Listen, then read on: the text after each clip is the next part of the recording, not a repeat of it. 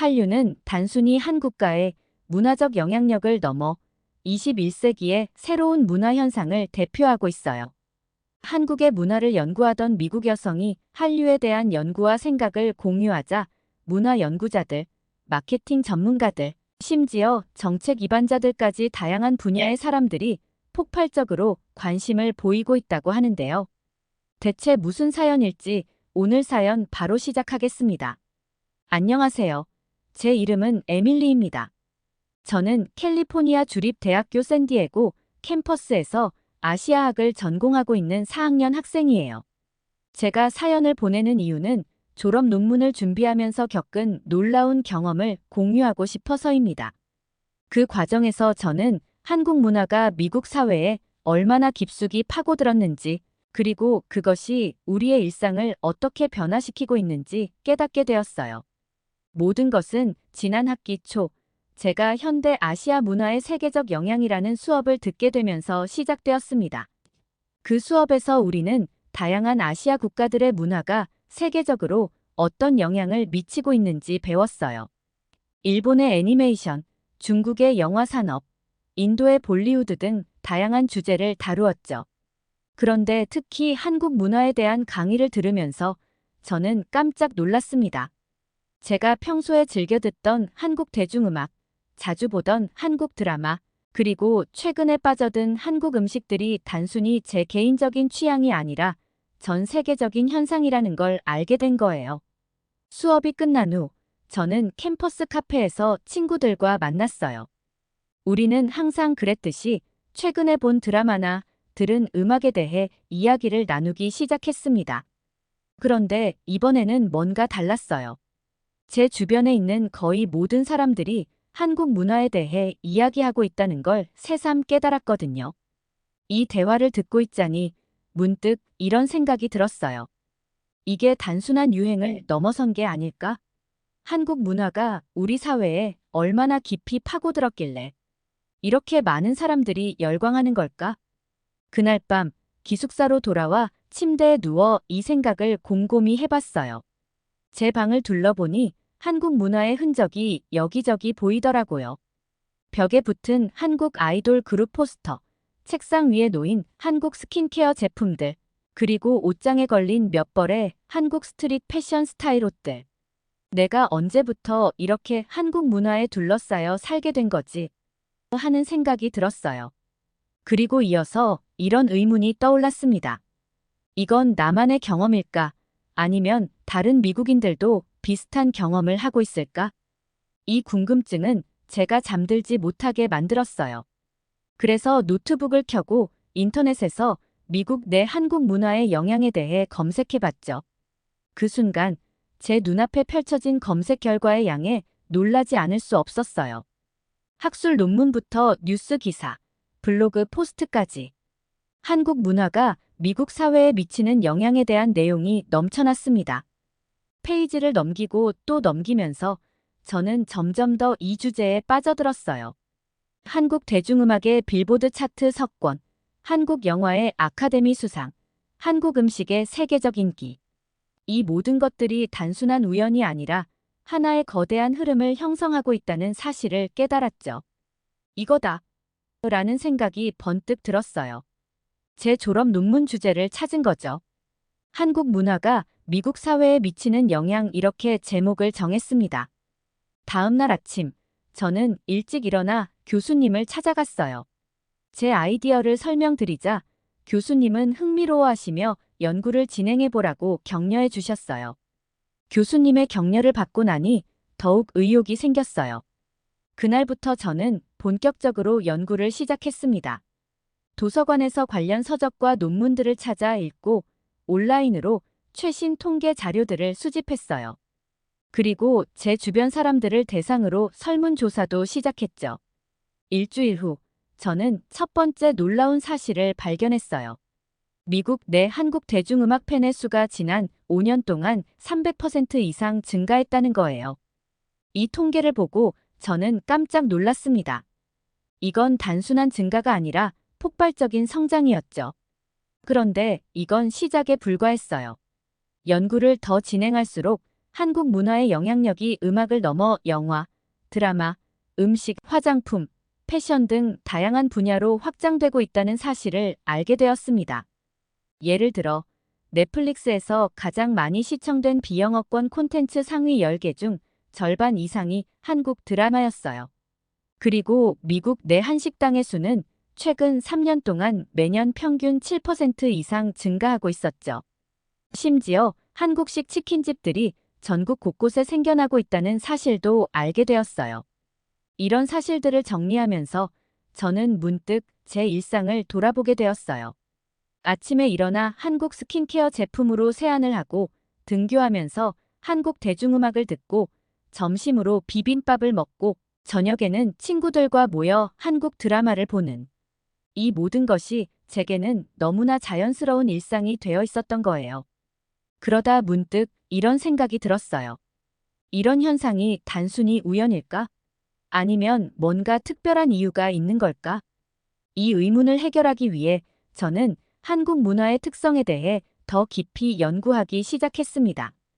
그 과정에서 저는 한국 문화가 가진 독특한 매력을 발견하게 되었어요.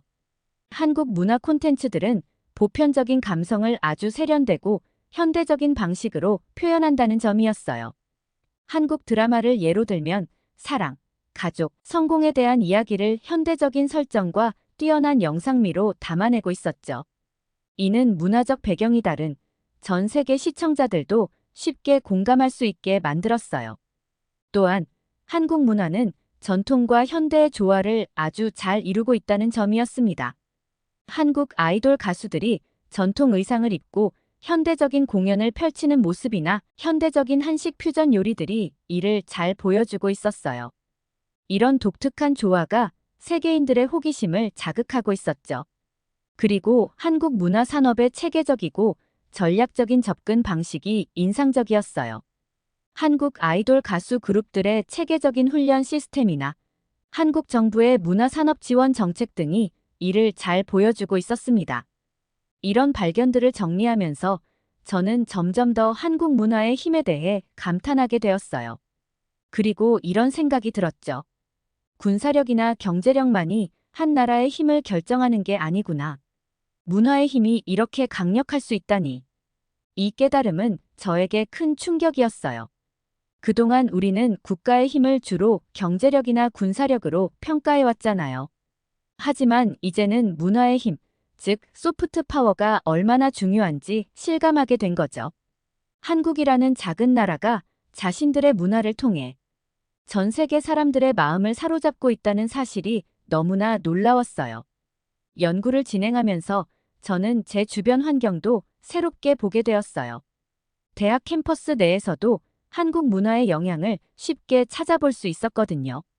예를 들어 학생 식당에 새로 생긴 한식 코너는 항상 긴 줄이 늘어서 있었어요. 김치, 불고기, 비빔밥 같은 메뉴들이 인기 있었죠. 처음에는 호기심에 시작했던 학생들이 이제는 한식의 맛에 푹 빠져 단골이 되어 있었어요. 또 학생회에서 주최하는 문화 행사에서도 변화가 있었어요. 작년까지만 해도 주로 서양 음악 위주였던 캠퍼스 축제에 올해는 한국 대중음악 커버 댄스 대회가 추가되었거든요. 참가팀이 너무 많아서 예선을 거쳐야 할 정도였어요. 도서관에서도 변화를 느낄 수 있었어요. 한국어 학습 섹션이 크게 확장되었고 한국 관련 서적들도 눈에 띄게 늘어났어요. 심지어 한국어 스터디 그룹을 모집하는 포스터도 여기저기 붙어 있었죠. 이런 모습들을 보면서 저는 제가 연구하고 있는 주제가 단순히 학문적인 것이 아니라 우리의 일상 속에서 실제로 일어나고 있는 현상이라는 걸 실감했어요. 그러던 어느 날 저는 인터넷에서 우연히 한 인터뷰 영상을 보게 되었어요. 한국의 유명 아이돌 그룹 리더가 UN 총회에서 연설하는 영상이었죠. 그는 자신의 음악이 전 세계 팬들에게 미치는 영향에 대해 이야기하고 있었어요. 그의 말 중에서 특히 이 부분이 제 마음에 와닿았습니다. 음악은 국경, 언어, 인종의 장벽을 넘어 우리를 하나로 만듭니다. 우리의 메시지가 전 세계 젊은이들에게 희망과 용기를 줄 수 있다는 사실이 저희에겐 큰 책임감이자 영광입니다. 이 말을 듣고 저는 깊은 감동을 받았어요. 문화가 단순히 오락을 넘어 사람들의 마음을 움직이고 세상을 변화시킬 수 있는 힘을 가지고 있다는 걸 새삼 깨달았거든요. 이 영상을 본 후 저는 제 연구에 새로운 차원을 더하기로 결심했어요. 단순히 한국 문화의 영향력의 크기나 범위를 조사하는 것을 넘어 그 영향력이 실제로 어떤 변화를 만들어내고 있는지 더 깊이 들여다보기로 한 거죠. 캠퍼스 내 한국 문화 동아리들을 찾아가 인터뷰를 시작했어요. 한국 대중음악 댄스 동아리, 한국어 학습 동아리, 한식 요리 동아리 등 다양한 동아리들이 있었죠. 그 중에서 특히 기억에 남는 건 한국 문화를 통한 사회 변화라는 이름의 동아리였어요. 이 동아리는 한국 아이돌 가수들의 자선 활동이나 사회 참여 활동을 본받아 지역 사회에서 다양한 봉사 활동을 하고 있었거든요. 동아리 회장과의 인터뷰에서 저는 정말 놀라운 이야기를 들었어요. 그들은 한국 아이돌 그룹의 사회 공헌 활동에서 영감을 받아 시작했다고 해요.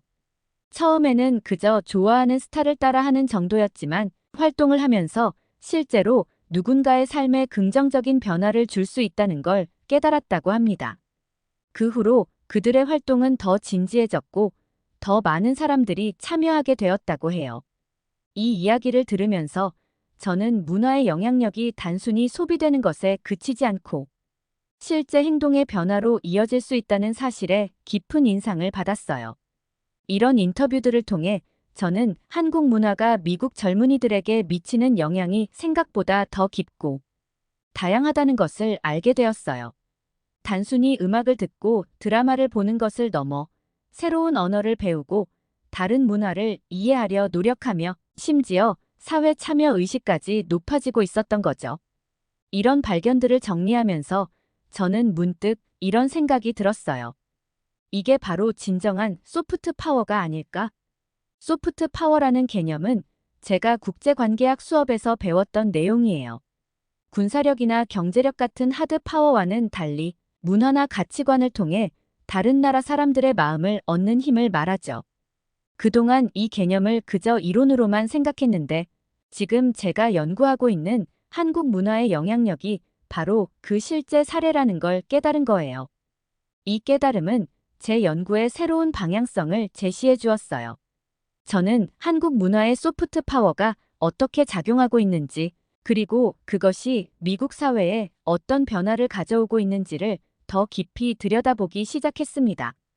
그 과정에서 저는 미국 내 다양한 분야에서 일어나고 있는 변화들을 발견하게 되었어요. 예를 들어, 패션 업계에서는 한국의 스트리트 패션이나 아이돌 가수들의 스타일이 큰 영향을 미치고 있었어요. 뉴욕 패션 위크에서도 한국 디자이너들의 활약이 두드러졌고, 미국의 유명 패션 브랜드들도 한국의 트렌드를 적극적으로 반영하기 시작했죠. 뷰티 산업에서도 큰 변화가 일어나고 있었어요.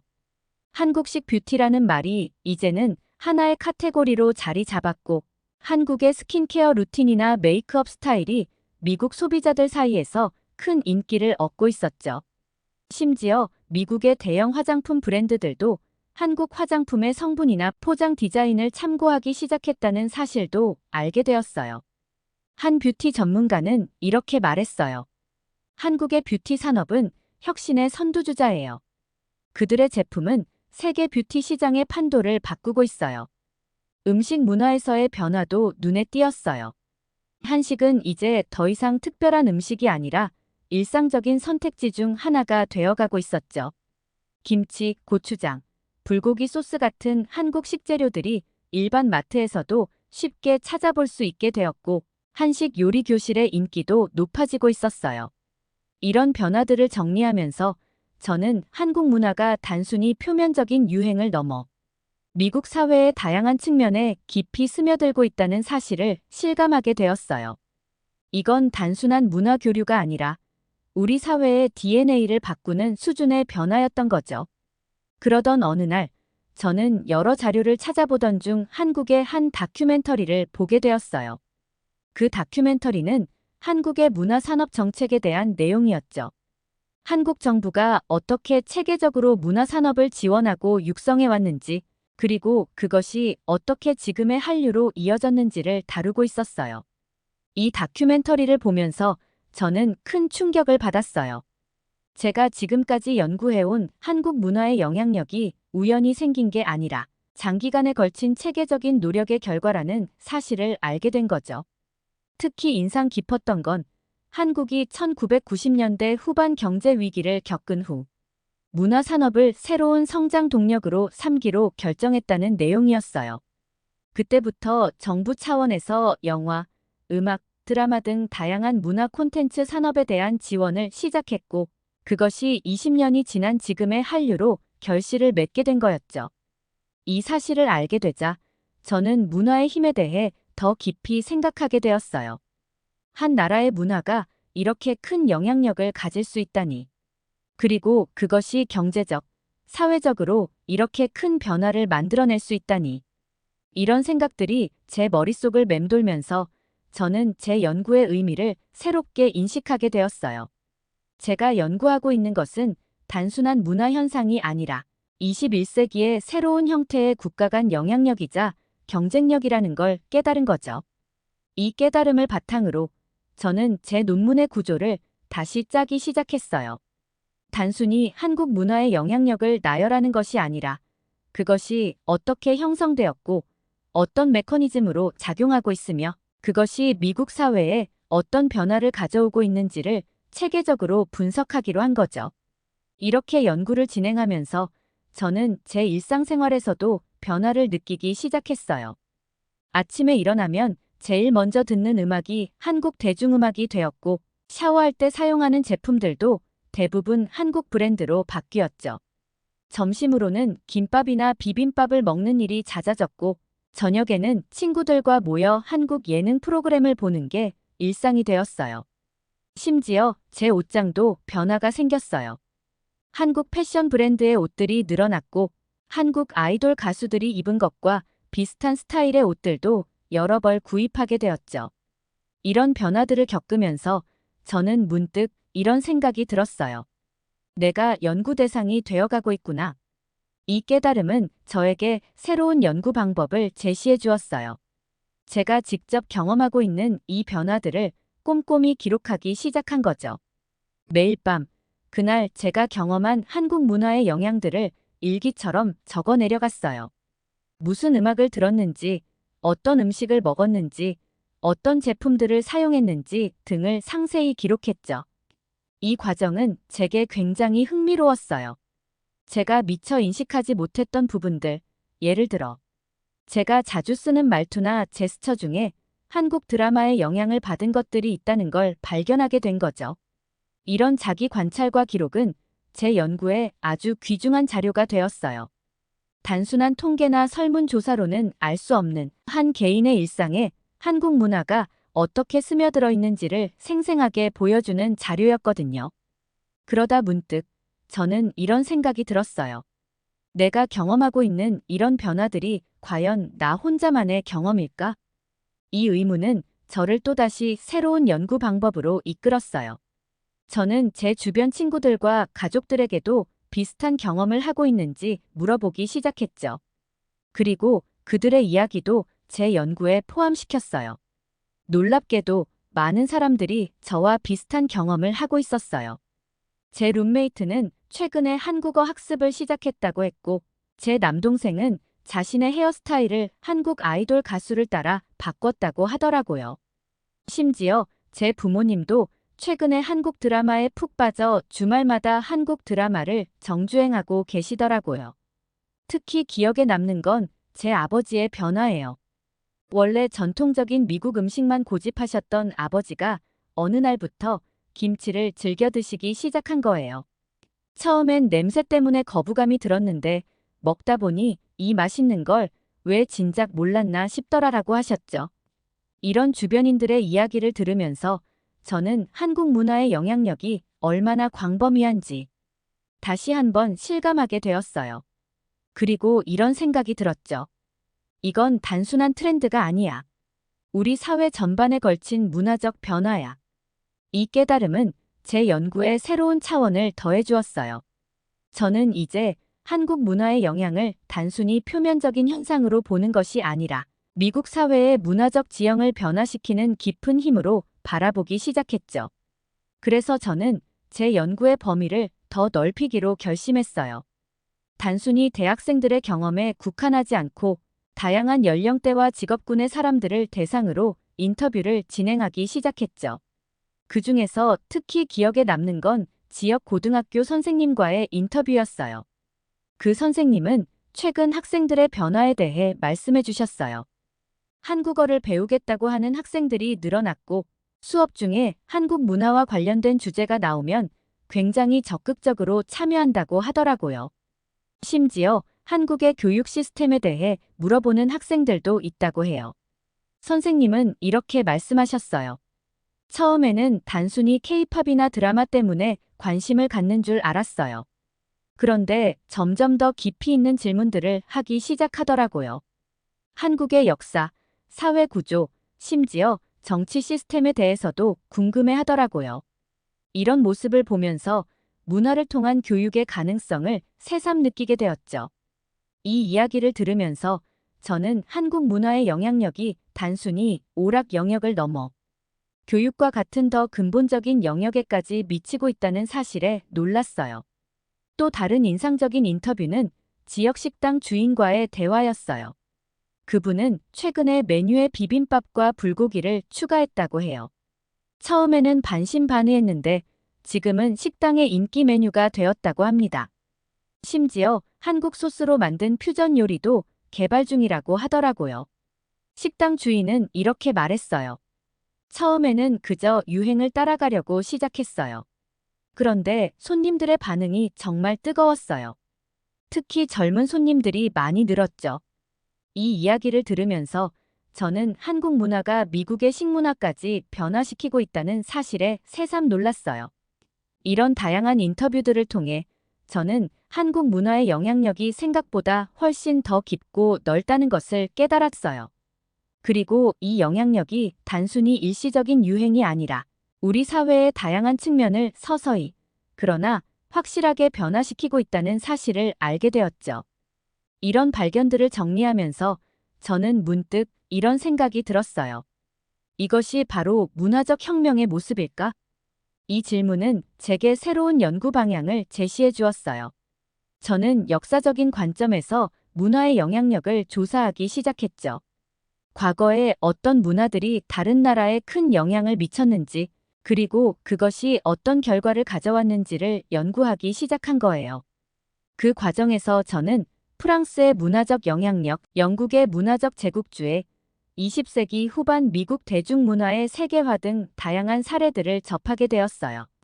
그리고 이런 역사적 사례들과 현재의 한류를 비교하면서 저는 한류의 독특한 특징들을 발견하게 되었죠. 한류는 정부 주도의 문화 정책과 민간 기업의 창의성이 결합된 결과라는 점이었어요. 과거의 문화적 영향력이 주로 정치적, 경제적 힘을 바탕으로 한 것과는 달리 한류는 정부의 지원 아래 민간 기업들의 창의적인 노력이 만들어낸 결과물이었죠. 그리고 한류는 21세기 시대에 맞춰 디지털 기술과 소셜 미디어를 적극적으로 활용했다는 점이었어요. 이는 한류가 전 세계적으로 빠르게 퍼질 수 있었던 주요 요인 중 하나였죠. 마지막으로 한류는 문화적 다양성을 존중하면서도 보편적인 가치를 담아내고 있다는 점이었어요.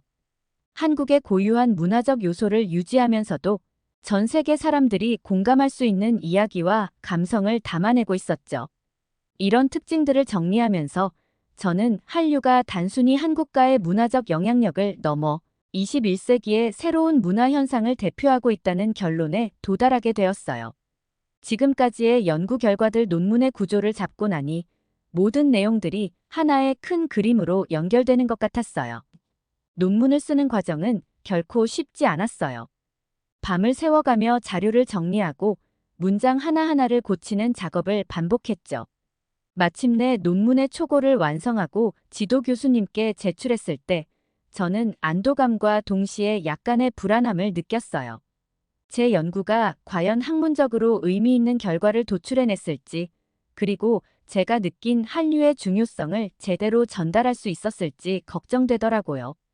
일주일 후 지도 교수님과의 면담 시간이 되었어요. 교수님은 제 논문을 꼼꼼히 읽어보신 듯 했어요. 교수님께서는 제 연구를 높이 평가해 주셨고, 이 주제에 대한 제 열정이 논문에 잘 드러나 있다고 말씀해 주셨어요. 그리고 이어진 교수님의 제안은 저에게 큰 영감을 주었죠. 이 논문을 바탕으로 학술지 논문을 준비해 보는 것이 어떻겠냐는 거였어요. 교수님의 제안에 저는 큰 흥분을 느꼈어요. 제 연구가 단순히 학위 논문을 넘어 더 넓은 학계에 기여할 수 있다는 가능성이 열린 거였거든요. 동시에 저는 이 연구 결과를 어떻게 하면 더 많은 사람들과 공유할 수 있을지 고민하기 시작했어요. 학술 논문만으로는 부족하다는 생각이 들었거든요. 그래서 저는 제 연구 결과를 바탕으로 블로그를 시작하고 소셜미디어를 통해 제 생각을 공유하기 시작했어요. 놀랍게도 제 글은 많은 사람들의 관심을 받기 시작했어요. 한류에 관심 있는 사람들뿐만 아니라 문화 연구자들, 마케팅 전문가들, 심지어 정책 기반자들까지 다양한 분야의 사람들이 제 연구에 관심을 보이기 시작한 거죠. 한류는 단순히 한국 문화의 세계화가 아니었어요. 그것은 21세기 세계 문화 교류의 새로운 모델을 제시하고 있어요. 서로 다른 문화가 만나 새로운 가치를 창출하고 국경을 넘어 사람들의 마음을 연결하는 힘, 그것이 바로 제가 한류를 통해 발견한 문화의 진정한 힘이었던 거죠. 저는 이 연구를 하면서 한국의 매력에 푹 빠지게 되었어요. 그리고 이런 문화를 만든 한국이라는 나라가 너무 궁금해졌죠. 그래서 학술 논문을 제대로 준비하기 전에 한국을 직접 방문하기로 결정했어요. 곧 한국을 방문하는데 한국에서 어떤 경험을 하게 될지, 어떤 새로운 발견을 하게 될지 정말 기대돼요. 한국에 방문해서 문화적인 다양한 부분을 경험하고 싶어요. 사연 보내주신 에밀리님 감사합니다. 한국의 문화에 대해서 높게 평가해 주시고 한국의 문화를 사랑해 주셔서 감사합니다. 한국에 오시면 행복하고 즐거운 추억 많이 만드시길 바래요. 오늘 사연이 재미있으셨다면 구독과 좋아요, 알림 설정까지 부탁드립니다. 더 재미있는 사연으로 돌아오겠습니다. 이상 감동 탐험이었습니다.